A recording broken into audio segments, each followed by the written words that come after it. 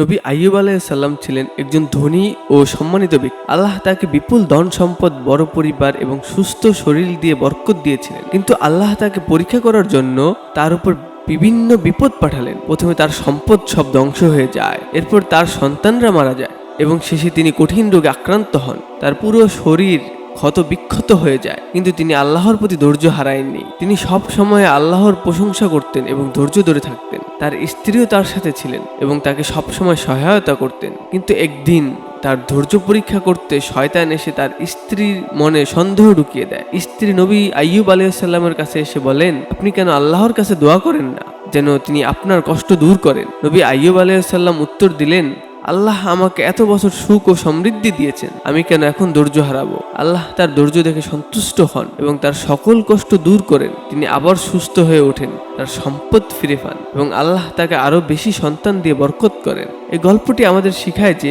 জীবনে যত কষ্টই আসুক না কেন, ধৈর্য ও আল্লাহর প্রতি বিশ্বাস আমাদের সব সময় জন্য কল্যাণ বয়ে আনে।